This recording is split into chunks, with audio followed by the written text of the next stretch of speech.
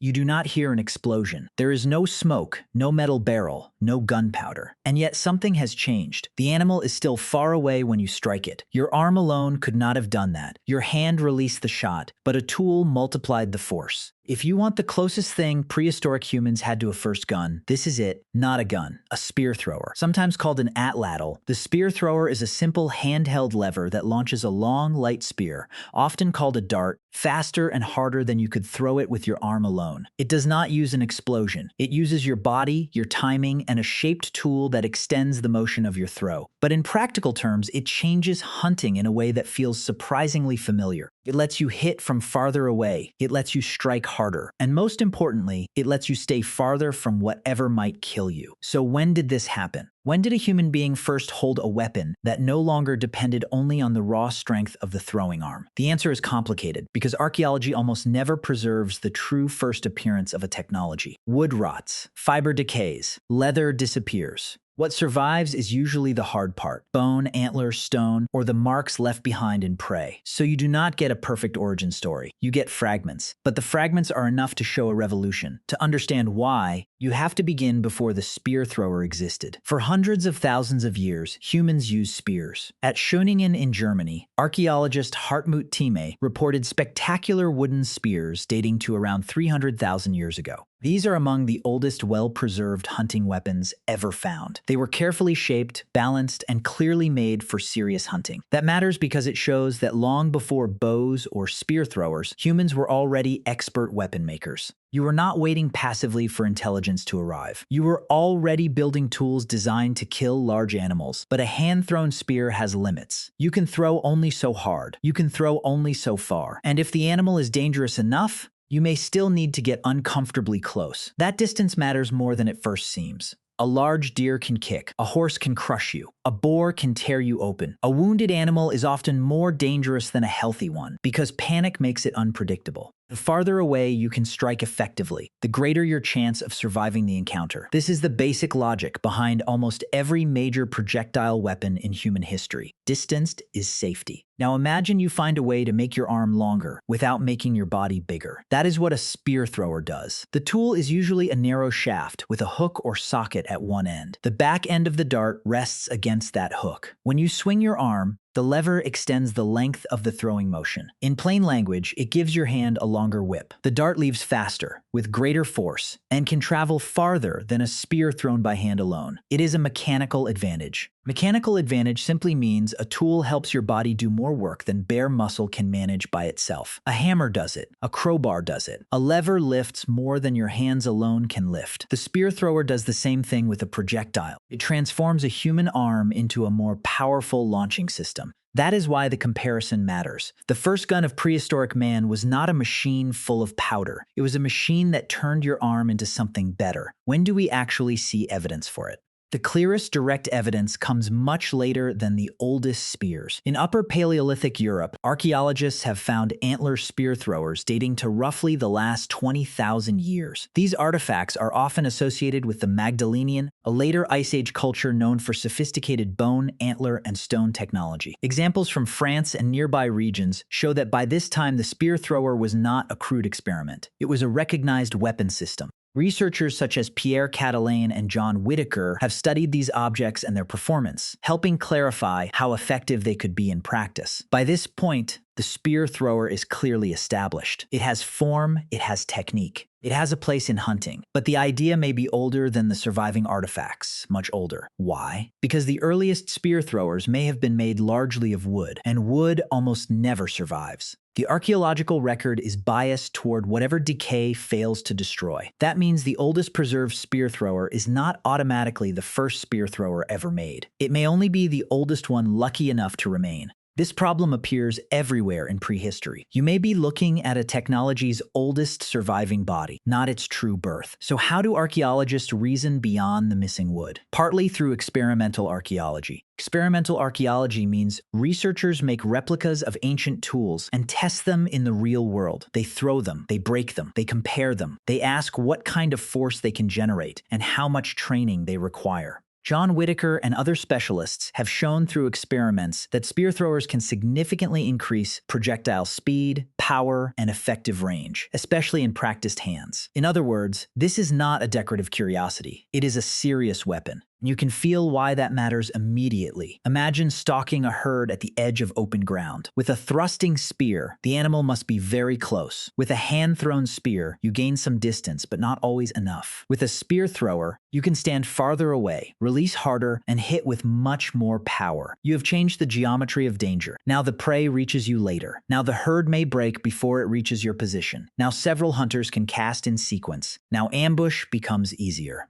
Now, survival improves. This is not only about hunting skill, it is about social organization. A spear thrower is useful by itself, but it becomes more powerful inside a group. One person can drive animals, another can wait in ambush. Several hunters can launch darts rapidly from safer ground. Wounded prey can be tracked rather than immediately confronted face to face. The weapon changes not just your hand, but the structure of the hunt around you. And that is why it feels so modern. Not because it looks like a gun, because it does something later guns would do so effectively. It allows a smaller body to project force at distance with greater reliability. There is a deeper story here. Projectile technology did not appear all at once. Humans kept pushing violence farther away from the body. First, you strike with the hand, then with a club, then with a thrusting spear, then with a thrown spear, then with a spear thrower, then, in some places, with bow and arrow. Each step increases distance. Each step reduces immediate personal risk. Each step rewards planning, practice, and information over simple courage. This matters because humans are not natural killing machines in the way big cats are. You do not have claws. You do not outrun antelope. You do not overpower a horse with your body. Your success comes from externalizing force into tools. In plain language, you survive by putting power outside yourself. The spear thrower is one of the clearest examples of that principle. It is your body, extended.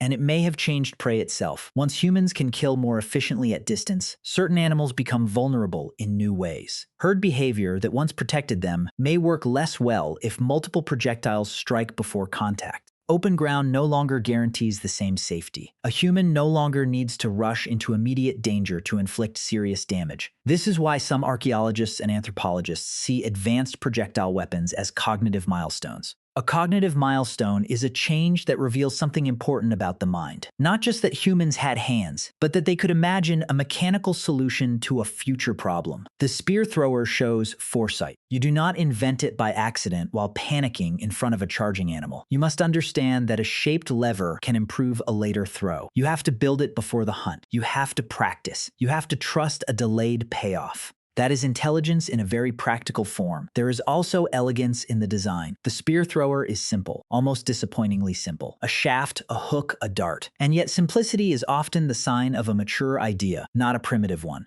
Good technology often looks obvious, only after someone invents it. A needle looks obvious. A fish hook looks obvious. A wheel looks obvious. The spear thrower looks obvious too, once it exists. Before it exists, it does not. Someone had to notice that arm length matters. Someone had to realize that leverage matters. Someone had to turn that realization into a repeatable tool. That may be the most impressive part. The weapon is physical, but the breakthrough is mental. By the time you see decorated antler spear throwers in Upper Paleolithic Europe, the story is richer still. Some examples were not merely functional. They were shaped with care and sometimes decorated with animal imagery. They existed in a world where weapons were also cultural objects, made by skilled hands and probably taught across generations. A child could watch an adult throw. An apprentice could learn grip, timing, and stance. Knowledge did not die with one hunter. It could travel through teaching. That is what turns an invention into a tradition. And traditions spread, not everywhere at once, not in a straight line, not as one clean story. Different regions could favor different systems. In some places, the spear thrower became important.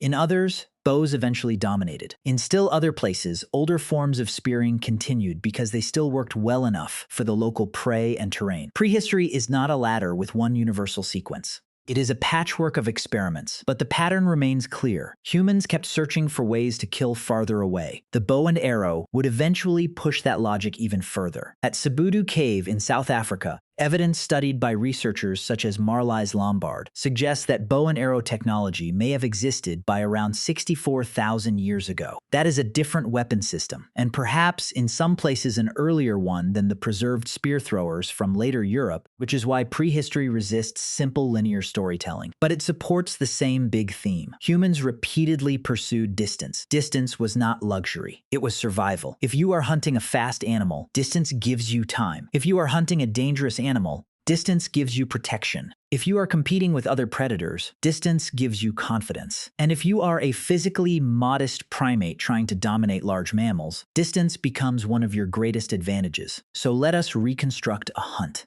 The air is cold, the ground is uneven, a herd is moving across open land. You are not running straight at them with a sharpened stick. You wait. The dart rests against the hook of the spear thrower. Your shoulders are tense. Another hunter waits farther off to the side. Someone else has helped funnel the animals into the open. When the moment comes, your arm snaps forward. The lever lengthens the motion. The dart flies faster than your bare hand could ever send it. And now everything depends on what just changed. If the throw lands, the animal is wounded before it reaches you. If several throws land, the herd breaks in confusion. If the animal runs, you may track blood rather than fight body to body. If the throw misses, you have still attacked from a distance that gives you a better chance to try again or retreat. That is not magic, it is mechanics. And mechanics can transform a species. You can even think of the spear thrower as a rehearsal for later human history. Again and again, your ancestors invented ways to make limited bodies more dangerous at a distance. Sling, bow, crossbow, gun, rifle. Each one separates the killer from the killed a little more. Each one increases the importance of design, manufacture, training, and information.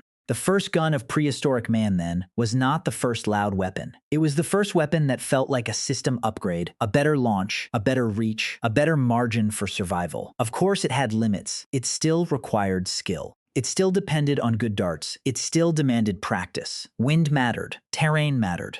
Prey behavior mattered. A spear thrower did not make hunting easy. It made hunting more possible. That difference matters because prehistory is full of technologies that improved the odds without guaranteeing success. Fire did not end cold. Clothing did not end winter. Spears did not end danger. The spear thrower did not end hunting risk either. It shifted the balance. And shifting the balance is often how history changes. What does this mean for you now? You live in a world where mechanical advantage is almost invisible because it surrounds you. You press a pedal and move a bicycle faster than your legs alone could run. You use a wrench to multiply force without thinking about it. You watch modern firearms and see the final form of a very old idea, a human body amplified by technology. That story did not begin with gunpowder. It began when your ancestors realized that the body did not have to stay inside its own limits. A shaped piece of wood could become extra reach. A hook could become more speed. A dart could become force delivered farther away than muscle alone allowed. That is why the spear thrower deserves the comparison. Not because it was literally a gun, because it solved the same ancient problem. How do you strike hard without standing close enough to die? You began this story with no smoke, no barrel, and no gunpowder. But if you felt the moment power left your hand and flew farther than your arm alone could ever send it, then you were already standing at the beginning of the gun idea.